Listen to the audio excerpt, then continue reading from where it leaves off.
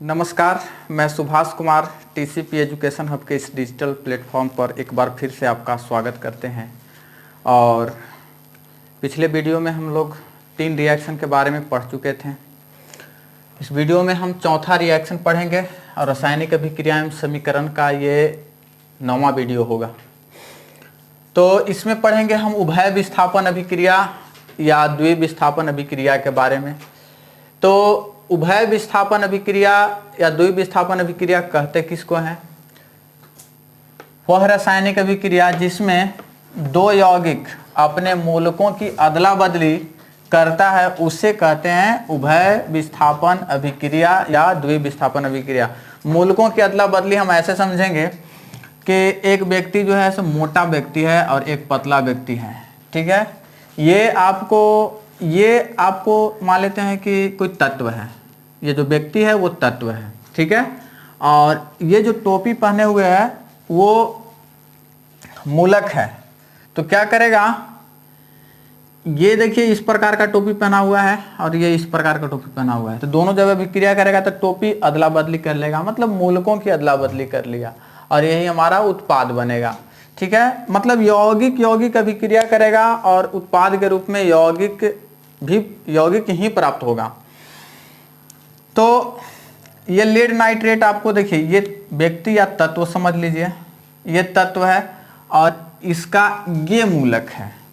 फिर पोटेशियम एक तत्व है और पोटेशियम का मूलक ये है, ठीक है। तो पोटेशियम जो है से इस मूलक के साथ आएगा और लेड जो है से इस मूलक के साथ आएगा।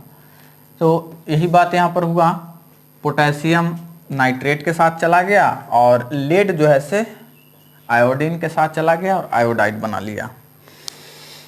लेड नाइट्रेट का ये जलीय विलयन है, इसलिए एक्वस सॉल्यूशन, ये आपको हल्का दूधिया होता है। पोटेशियम आयोडाइड रंगहीन होता है, जलीय विलयन, और ये पोटेशियम नाइट्रेट जो बनेगा वो रंगहीन और लेड नाइट्रेट जो बनेगा वो पीला अवक्षेप बनेगा। और चूंकि इसमें अवक्षेप भी बनेगा इसलिए यह अवक्षेपन अभिक्रिया का भी एक प्रकार हो जाएगा। तो अब इसको हम प्रयोग के माध्यम से समझते हैं। तो इसके लिए आ जाइए।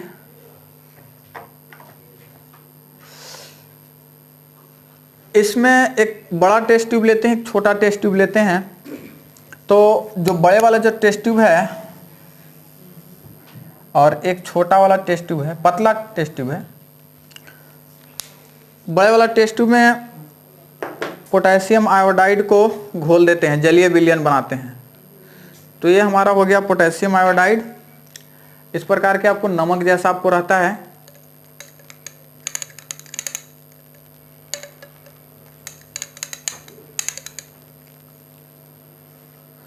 ये पोटेशियम आयोडाइड आपका हो गया।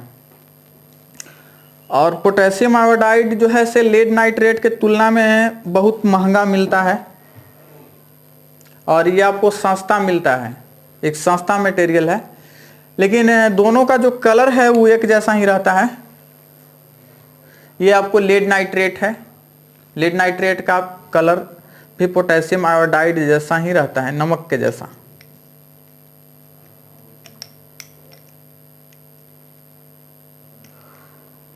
दोनों नमक के जैसा है, ऐसे पहचान नहीं सकते हैं, ऐसे इसकी पहचान नहीं की जा सकती है। हाँ, यदि पानी में घोल देंगे तो पहले हल्का दूधिया रहेगा, धीरे धीरे ये भी रंगहीन हो जाता है, लेकिन पहले हल्का दूधिया रहता है।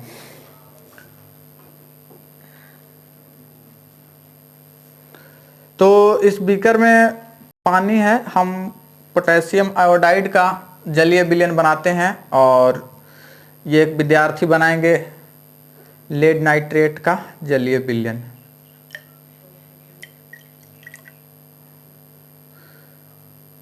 तो पोटेशियम आयोडाइड का विलयन तैयार हो गया है, लेड नाइट्रेट का आप जलीय विलयन बनाइए। थोड़ा सा ऊपर पकड़िए, थोड़ा सा ऐसे ऊपर दिखाई दे।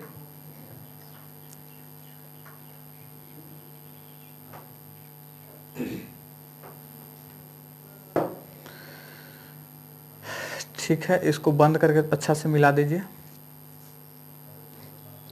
चलिए ठीक।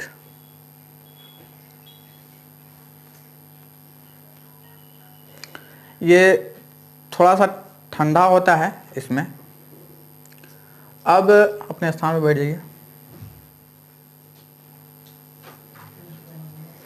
अभी पोटेशियम आयोडाइड को लेड नाइट्रेट के जलीय विलयन में मिलाएंगे तो खैर ये तो अभी दूधिया कलर का है, थोड़ा थोड़ा छट जाता है, ये हट जाता है जैसे जैसे समय बीतता है।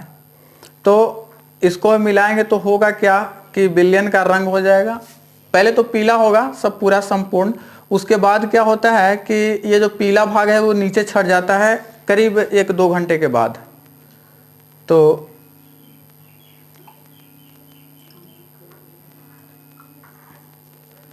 ये आपको पीला धीरे धीरे देखिए हो रहा है।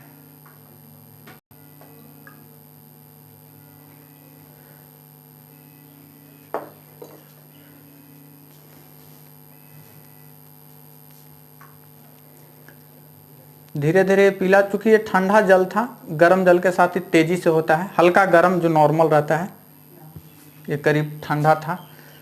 तो धीरे धीरे देखिए इसका कलर धीरे धीरे चेंज कर रहा है, पीला होते जा रहा है।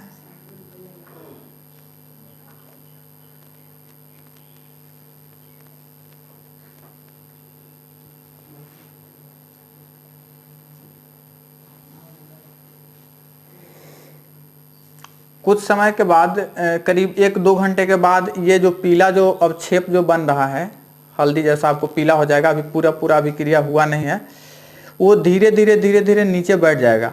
अगर इस अभिक्रिया को जो गर्म में किस तरह से होता है, गर्म मतलब थोड़ा सा नॉर्मल करीब आपको 40 डिग्री सेल्सियस जब इसका हो जाता है, तो आप देखना चाहते हैं तो उसके लिए आप इसी चैप्टर का जो फर्स्ट वीडियो है पार्ट 1, ठीक है, उसको आप सर्च कर लीजिएगा, रासायनिक अभिक्रिया एवं समीकरण पार्ट 1। तो उसमें अभिक्रिया से क्या क्या सूचनाएं, ये क्या क्या प्रभाव होता है रासायनिक अभिक्रिया के, वो उसमें मिल जाएगा। और उसी में ये जो कलर चेंज करता है वो वाला भी प्रभाव आपको उसमें मिल जाएगा। देखिए धीरे धीरे ये पीला होते जा रहा है और 4-5 घंटे या 1-2 घंटे धीरे धीरे बैठता है। अब बैठने के बाद आपको हो जाएगा करीब इस तरह का। ये पहले अभिक्रिया हो चुका था, पहले इसको बता चुके थे। तो लेड नाइट्रेट का देखिए, सॉरी लेड आयोडाइड का जो पीला अवक्षेप है इस तरह से आपको बैठ जाएगा यहाँ पर।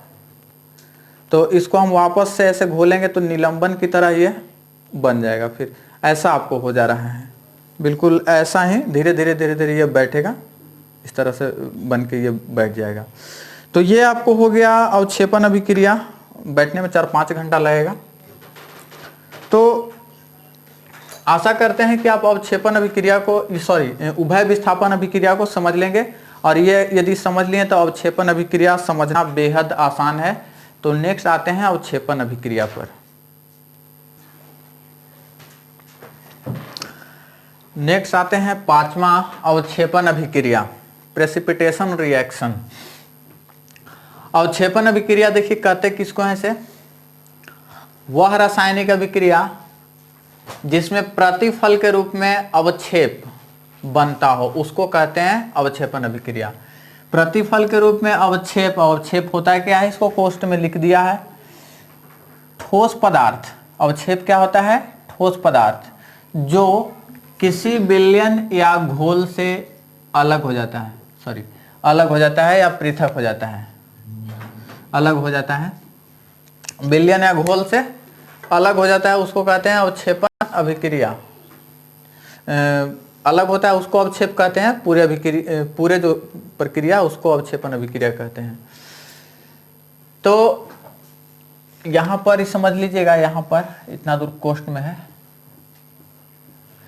वह रासायनिक अभिक्रिया जिसमें प्रतिफल के रूप में अवक्षेप बनता है अवक्षेपण अभिक्रिया कहते हैं। अवक्षेप क्या चीज है वो कोष्ठ में लिखा हुआ है, ठोस पदार्थ जो किसी विलयन या घोल से अलग हो जाता है अभिक्रिया के दौरान। तो देखिए जो पीछे वाला जो रिएक्शन किए ना उभय विस्थापन अभिक्रिया, तो वो एक अवक्षेपण अभिक्रिया का उदाहरण था। देखिए पीछे वाला जो रिएक्शन किए हैं उसमें आपको देखिए हल्दी जैसा यहाँ पर वो लेड नाइट्रेट आपको सॉरी लेड आयोडाइड आपको पीला अवक्षेप बन गया इसका। तो ये उभय विस्थापन अभिक्रिया भी है और क्षेपण अभिक्रिया भी है। दूसरा जो है लगभग जितना भी आपको अवक्षेपण अभिक्रिया होता है वो उभय विस्थापन अभिक्रिया भी होता है, या उदासीनीकरण अभिक्रिया भी उभय विस्थापन अभिक्रिया होता है। तो इसमें देखिए कॉपर सल्फेट, यहाँ पर कॉपर सल्फेट और सोडियम हाइड्रोक्साइड के बीच जो अभिक्रिया होता है तो उसमें सोडियम सल्फेट और क्यूप्रिक हाइड्रोक्साइड बनता है। क्यूप्रिक हाइड्रोक्साइड नीला आपको होता है आसमानी जैसा, जैसा इस शर्ट का कलर है, जो शर्ट पहने हुए है उस तरह का कलर आपको इसका बनता है क्यूप्रिक हाइड्रोक्साइड। अब ऐसे तो एग्जाम्पल बहुत सारे हो जाएंगे, ढेर सारे एग्जाम्पल हो जाएंगे, और इसका अगर प्रयोग के माध्यम से अगर पूरा सभी का प्रयोग किया जाए तो वीडियो बहुत लंबा हो जाएगा। तो इसलिए इस अभिक्रिया को हम कभी किसी वीडियो में या कभी पढ़ेंगे तो इसको हम करेंगे। हाँ, एक और अभिक्रिया का आप उदाहरण आप लिख सकते हैं अवक्षेपण अभिक्रिया में, 2-3 आप जरूरी आप याद कर ले रहिए। AgNO3, ठीक है, सिल्वर नाइट्रेट और नमक, ये अगर एक्वस फॉर्म में है ये बहुत महंगा मिलता है, ये बहुत ज़्यादा महंगा मिलता है। इतना ज़्यादा महंगा मिलता है कि इसका 25 ग्राम का जो कीमत है वो आपको 2800 रुपया है। सिर्फ 25 ग्राम का ही कीमत 2800 रुपया है AgNO3। अब महंगा भी हो गया होगा, उस समय लिया हुआ था। तो ये दोनों जब अभिक्रिया करेगा तो देखिए क्या होगा कि Ag के साथ NO3 है तो Ag के साथ Cl आ जाएगा। अब Na के साथ Cl है तो Na के साथ NO3 आ जाएगा, यानी बनेगा क्या NaNO3 सोरा, ठीक है, ये आपको सोरा बना, और AgCl ये अवक्षेप बनता है। इस सफेद अवक्षेप होता है, सफेद अवक्षेप, ये आपको सफेद अवक्षेप होता है, इसको सिल्वर नाइट्रेट बोलेंगे, सोडियम क्लोराइड, सोडियम नाइट्रेट, और ये सिल्वर क्लोराइड, सफेद अवक्षेप बनता है दही जैसा। तो ये दोनों अभिक्रिया को हम किसी और वीडियो में समझेंगे। एक समझ लिए, एक एग्जांपल समझ लीजिए, इतना ही काफ़ी है। तो आप इसको क्लियर कर लीजिए वीडियो को रोककर।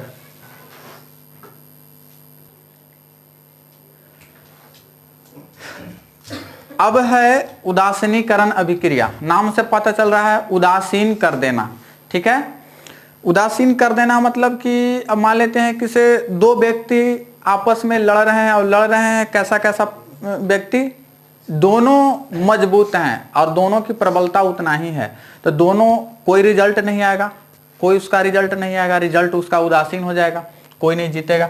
उसी तरह से इसमें है, हाँ जीतेगा कब, जब दो मजबूत व्यक्ति एक तरफ से हो जाए, ठीक, तब जीतता है। अब समझिए उदासीनीकरण अभिक्रिया वह रासायनिक अभिक्रिया जिसमें अभिकारक के रूप में अम्ल या अम्लीय पदार्थ भी हो सकता है, अम्ल तथा क्षार के जगह पर क्षारीय पदार्थ भी हो सकता है, भाग लेता है, जिसके फलस्वरूप एक दूसरे को उदासीन कर देता है, उदासीनीकरण अभिक्रिया कहलाता है। और उदासीन करता है तो बनता है लवण और जल, यानी अम्ल और क्षार के बीच जब अभिक्रिया होती है तो लवण और जल बनता है, जिसे आप अगले चैप्टर यानी अम्ल क्षार तथा लवण में पढ़ेंगे। यहाँ पर थोड़ा सा समझते हैं अभिक्रिया को। तो देखिए सल्फ्यूरिक अम्ल एक अम्ल है, सोडियम हाइड्रोक्साइड एक क्षार है, ठीक है, और सोडियम सल्फेट लवण बनेगा और जल बनेगा। ये दोनों अम्ल और क्षार अभिक्रिया होता है तो लवण और जल बनता है। लवण आपको है सोडियम सल्फेट, लवण को उर्दू में नमक बोलते हैं, हिंदी में कहते हैं लवण, ये ध्यान रखेंगे। लवण नमक एक ही चीज है, उर्दू में इसको कहते हैं, इसको हिंदी में कहते हैं, अंग्रेजी में सॉल्ट कहते हैं। तो ये चीज आपको बनेगा। यहां पर भी आप देखिए हाइड्रोक्लोरिक अम्ल है, ठीक, सोडियम हाइड्रोक्साइड है, क्षार, ठीक, ये दोनों अभिक्रिया करेगा तो सोडियम क्लोराइड बनेगा और जल बनेगा। ये नमक और जल बना, इस नमक को तो सब यूज करते हैं, कॉमन साल्ट है या रॉक साल्ट है, जिसको साधारण नमक कहते हैं।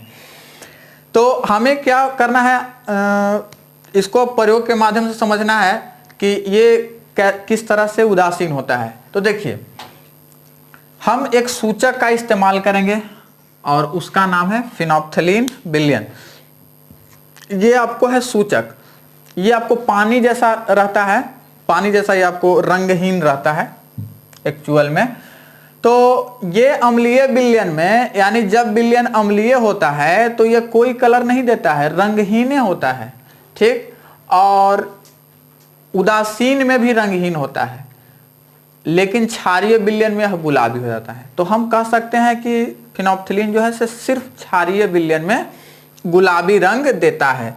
तो देखिए, सबसे पहले हम क्षार का विलयन बना लेंगे इस प्रयोग को करने के लिए, और उसमें अगर हम फिनोप्थलीन डालेंगे तो हो जाएगा गुलाबी, और अम्ल डालेंगे तो अभिक्रिया होगा, तो हमारा सोडियम हाइड्रोक्साइड तो खत्म हो जाएगा, माने क्षारीयता खत्म हो गया, तो ये बनेगा। तो उस टाइम क्या होगा, वो कोई कलर नहीं देगा। क्यों? उदासीन विलयन में रंगहीन देगा, या ज्यादा अम्लीय भी हो गया तो भी रंगहीन देगा। तो इस प्रयोग को करते हैं।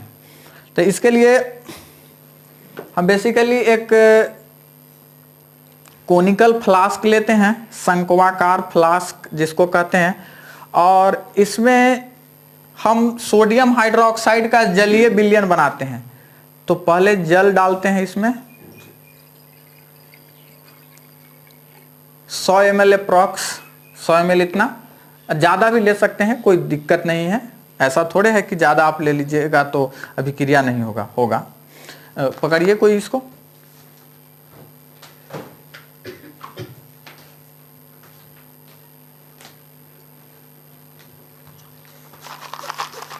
और ये आपको सोडियम हाइड्रोक्साइड है। सोडियम हाइड्रोक्साइड एक स्ट्रॉन्ग बेस होता है, प्रबल क्षार जिसको कहते हैं। तो प्रबल क्षार पढ़िएगा आगे, ये आपको रहता कैसा है से भी समझ लीजिए। तो ये आपको कपूर जैसा आपको रहता है, देखिए ये आपको कपूर जैसा आपको रहता है, दिखने में ये कपूर जैसा आपको लगता है।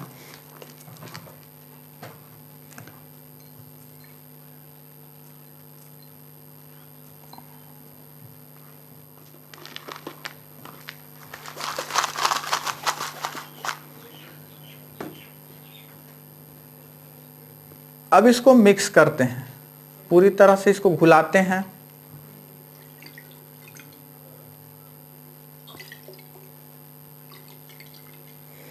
तो हमारा जो विलयन तैयार होगा वो क्षारीय विलयन हो जाएगा, यानी एक्वस सोडियम हाइड्रोक्साइड कह सकते हैं। हाथ धो लीजिए, हाथ धोइए जाके तुरंत, ठीक है। सोडियम हाइड्रोक्साइड को हाथ से नहीं छुआ जाता है, इसको त्वचा को नुकसान पहुंचाता है।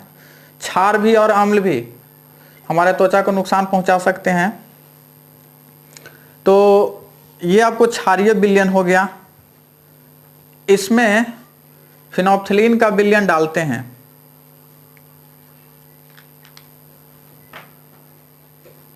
ये आपको फिनोप्थलीन का विलयन है। तो ये देख लीजिए, ये आपको रंगहीन होता है, लेकिन इस पर पड़ने पर ये आपको गुलाबी हो जाएगा।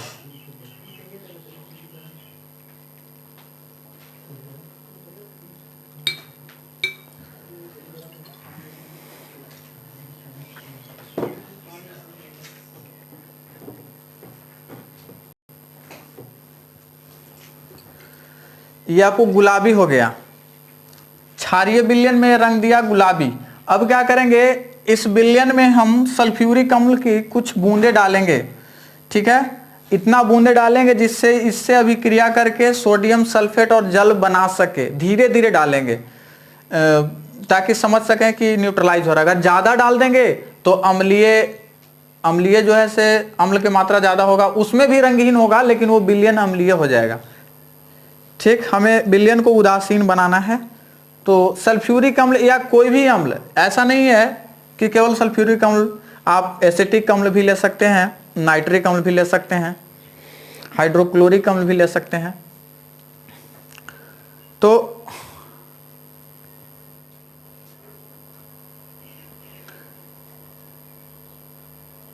इसमें करीब 7-8 बूंदे डाल दिया। ठीक है, अब ये जब घुलेगा तो कलरलेस होता जाएगा, ये आपको कलरलेस हो जाएगा। ठीक है, तो ये जो कलरलेस हुआ, या तो विलयन ये उदासीन कर दी, जितना भी क्षार इसमें मौजूद था इस क्षार के प्रभाव को समाप्त कर दिया। अगर इस क्षार के प्रभाव, अगर क्षार का प्रभाव अभी भी इसमें क्या मौजूद है, सोडियम सल्फेट मौजूद है, जल मौजूद है, ये तो बना ही, इसके अलावा फिनोल्फ्थलीन भी इसमें मौजूद है जो सूचक था। तो जब वो सूचक मौजूद है तो इसमें यदि फिर से क्षार डाला जाए तो फिर से इसका रंग गुलाबी हो जाएगा, क्योंकि क्षार का अनुपात बढ़ जाएगा तो ये गुलाबी हो जाएगा। पकड़िए,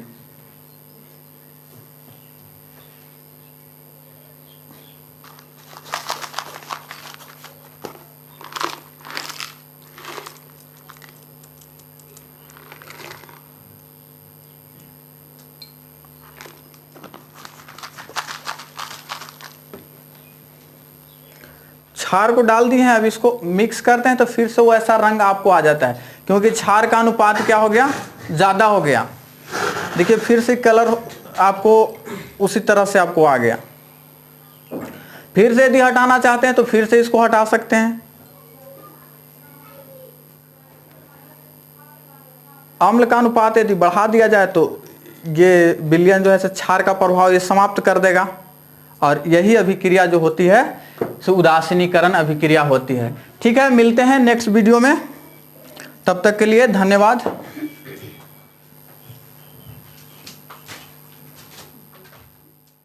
हाँ, एक थोड़ा सा जरूरी बात है कि अगर इस प्रयोग को अगर आप घर पर करना चाहते हैं तो घर पर करने के लिए आप क्या कीजिएगा कि फिनोल्फ्थलीन विलयन तो अवेलेबल नहीं होगा घर पर। घर पर आपको अवेलेबल एक होगा बीटाडीन।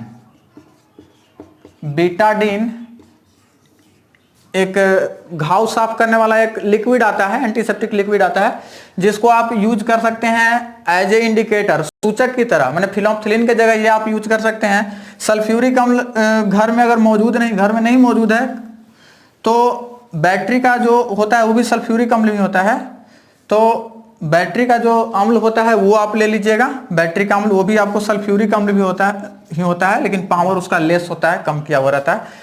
सोडियम हाइड्रोक्साइड की जगह आप खाने वाला सोडा जो है, सोडा, वो आप यूज कर सकते हैं, NaHCO3। ठीक है, और इसके फलस्वरूप देखिए ये क्या होगा, जब बीटाडीन क्या करता है, बीटाडीन क्षारीय विलयन में रंगहीन हो जाता है, और ये दोनों विलयन में जो होता है आपको शराब जैसा रंग देता है, शराब जैसा, भूरा टाइप का शराब जैसा आपको रंग देता है। तो आप क्या कीजिएगा कि सबसे पहले उसको पानी में अगर डालते हैं, पानी में डालते हैं तो कोई गिलास में पानी लेकर उसमें डालेंगे और उसमें बीटाडीन को डाल देंगे तो आपको शराब जैसा तो रंग हो ही जाएगा। अब क्या करेंगे कि उसमें खाने वाला सोडा जैसे ही थोड़ा सा डालेंगे, ये इसका जो जिस तरह से कलर समाप्त हुआ उसी तरह से आपको कलर समाप्त हो जाएगा। और अगर उसमें एसिड डालिएगा तो अम्ल की मात्रा बढ़ेगा और अम्लीय विलयन हो जाएगा, तो फिर से शराब जैसा रंग होगा। और फिर से यदि आप डालते हैं ये सोडा, तो फिर से वो कलर गायब हो जाएगा। तो ऐसा ये अभिक्रिया को कर सकते हैं। और हाँ, इस अभिक्रिया को अगर अच्छा से समझना है तो एक वीडियो है जिस पर केवल प्रयोग का वीडियो, एक चैनल है, इनोवेशन साइंस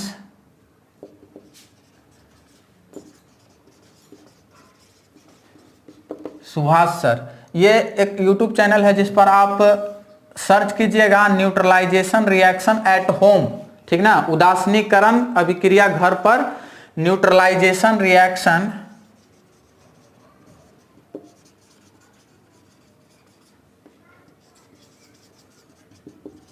एट होम,